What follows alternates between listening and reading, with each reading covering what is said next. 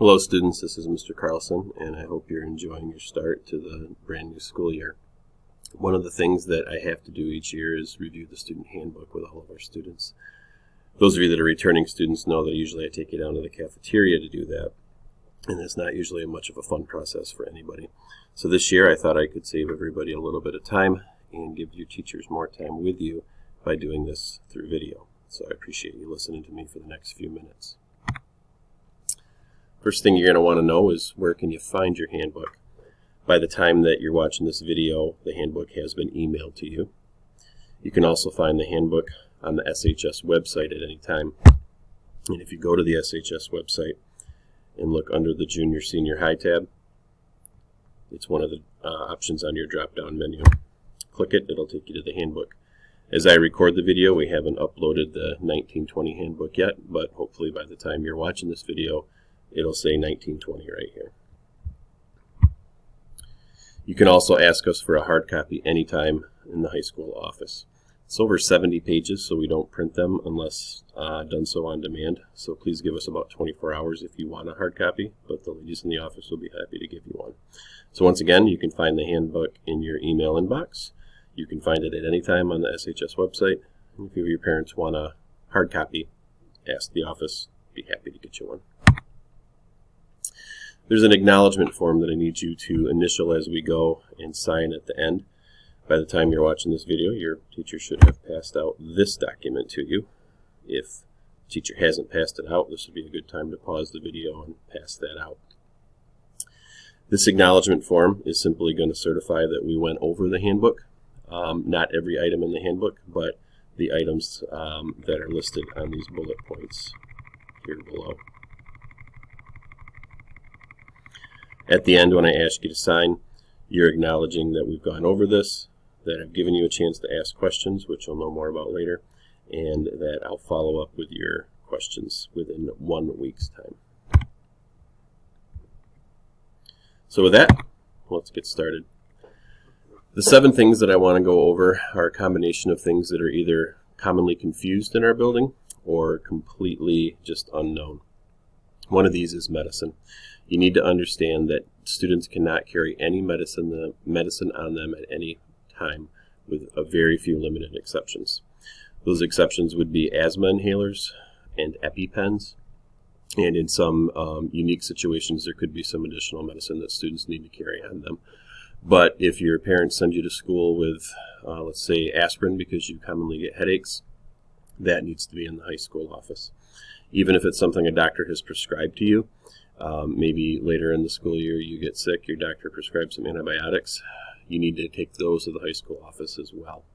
Students cannot self-medicate, and they cannot, except for in rare situations, they cannot carry their own medicine. So please make sure that your medicine is checked into the high school office. One of the bigger offenses that can happen at this school is if students give their medicine to somebody else. Sometimes it's for a good cause. You know, your friend has a headache and you think that the aspirin you carry might help them. But if you give your medicine to somebody else and that student takes it, both students are looking at a minimum of a 10-day suspension. So please make sure you understand and abide by this rule. At this time, you put your initials in this box right here, just indicating that we went over this together. Lost and stolen items is another thing I like to touch on. Essentially, if you don't want someone to steal your valuables, please don't bring those valuables to school. It's not the school's responsibility to track down lost or stolen items. Every student's been given a locker. If you're a gym class student, you've been given a locker in your gym class as well. And both in the locker rooms and in the main locker court, we will give you a lock free of charge. If you lock your stuff up, guess what? No one's ever going to take it from you. But if you're like the 99% of students that don't like to put locks on their lockers, just understand that if something comes up missing from your locker, please let us know. We will do what we can to help, but rarely is something that's taken out of your unlocked locker going to be the top priority for the office staff, and we can't always track down who it belongs to. The cameras in the building are very good, and in the rare instances where someone actually does go into your locker, we often can figure out who it was, but not in every single instance. So please don't bring your items to school if you don't want them to be lost or stolen. Next is our acceptable use policy. This takes up about 3 or 4 pages in the handbook itself, and it's one of those sections of the handbook that's written by the lawyers and just copy-pasted in there. Essentially, anytime you're using a district device or connected to the district's network, you have to abide by our acceptable use policy. There's some common sense things in there about what's appropriate to access at school and what's not appropriate to access at school. There's also some wording in there about not hacking into district files or using district devices to hack into somebody else's files. Like I said, this is one of the more wordy and lengthy sections of the handbook, and most of it is common sense. The thing that I think is most important for you to know is that your hardware, meaning the Chromebook that we let you use, and your access to the Google Drive, including your Gmail, none of that belongs to you. It all belongs to the school. The school can search your Google Drive for any reason at any time if they feel they need to. This includes your Gmail. So don't be using your Google devices or your Google software like Gmail or Docs for anything that's inappropriate. And this is now coming up on the 7-minute mark of the video, so this seems like a good time to stop, pause, and ask you guys to move and to talk. Your teachers have some prompts for you, so teachers, this would be the time you want to pause this video and get the students into their activity. Okay, hopefully that stimulated some good conversation for the students. Let's get moving with the next 4 things.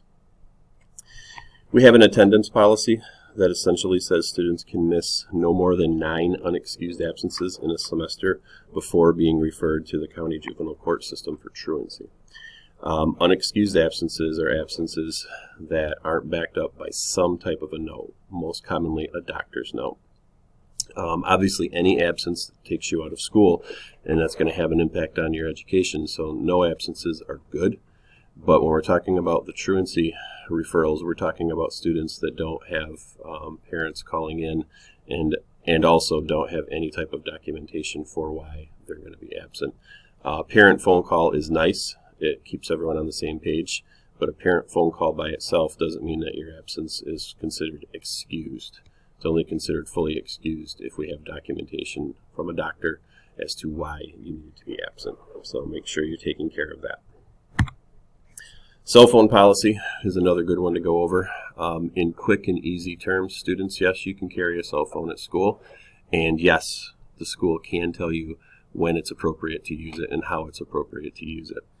I no longer negotiate with students over cell phone issues. If a teacher asks you to put your cell phone away, please put your cell phone away. If a teacher asks you for your cell phone because you've been using it when you shouldn't, please give it to your teacher.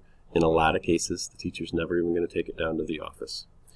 However, if you refuse to give your cell phone to a school staff member, teacher or otherwise, you are subject to a 1-day suspension from school. If you refuse to give your cell phone to your teacher, you'll get one more chance from the office staff when you're sent down. If you don't give us your cell phone, you will be sent home with a suspension.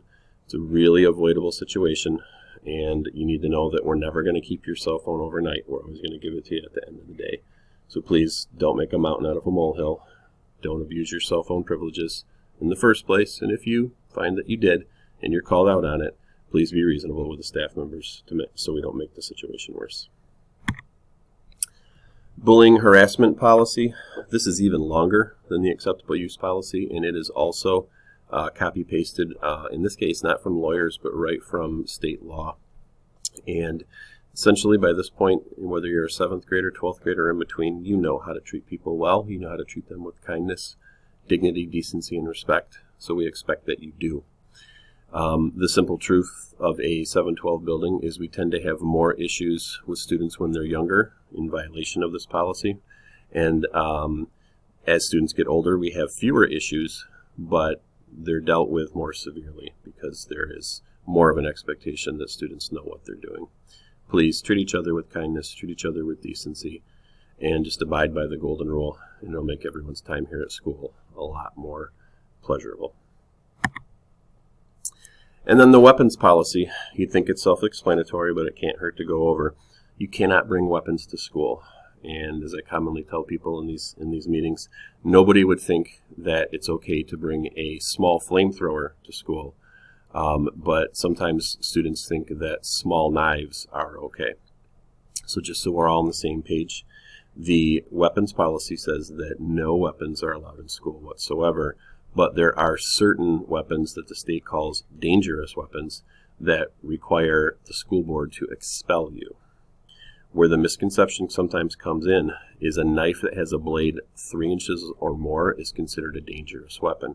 So I find most students understand they can't bring in a knife with a blade that long, but the misconception is that some students think if their knife blade is less than 3 inches, it's okay for school. No knives are okay at school. However, mistakes happen. If you come to school and you realize that you have a knife in your pocket, perhaps left over from the last time you wore those jeans, give it to the closest adult right away, and I guarantee you we're not going to make a big deal of it. If you acknowledge that you made a mistake and you give us the knife, we will make sure that you don't get in too much trouble. If it's a really, really big knife, we may have to have a meeting. If it's a small knife, we'll just bring it to my office and your parents can pick it up. If you have any questions on this, see me. But again, don't forget that we know people make mistakes. If you bring a knife to school by mistake, just acknowledge it and let us know, and we'll take care of you. You've been sitting again for about 5 minutes or so, so once again, I want you to move. Once again, I want you to talk with your classmates. Your teachers, again, have a prompt for you, so I'll let your teachers pause this video and get you talking to each other. Okay, we're back. It's time to wrap this up. It's time for you guys to sign your acknowledgement form, or it's time for you to ask questions. So this is what the signature section of your handout looks like. Please print your name so myself and the office staff can read it. Please tell us what grade you're in, and then underneath that, sign it and date it. Maybe you want to ask some questions before you sign. You can ask your teachers. Your teachers might have the answer if it's something that they know, but some of these things might not be something that a teacher has a lot of inside knowledge on. So I did create a Google form for questions. This is emailed to you as well, but if you just want to make note of the website, the URL shortener that I used has it at bit.ly/SHS Handbook questions. And when you go there, you're going to see a Google form. You type your answer below, you type your question below, and within a week or so, I will get in touch with you. Some questions I get are easy, and I can respond to them with an email. Some questions I get are a little more complex, in which case I might call you down to the office or stop you if I see you in the hallway. But if you have a question, I will make sure that it gets answered. And that is the end of our handbook presentation. It's about 13 minutes of video, so with your stand up and move around and talk with your classmates time, this probably took about 20 minutes or so. Again, if you have any questions, send me a question through the Google form, ask your teachers, and we'll get it answered. Thank you very much.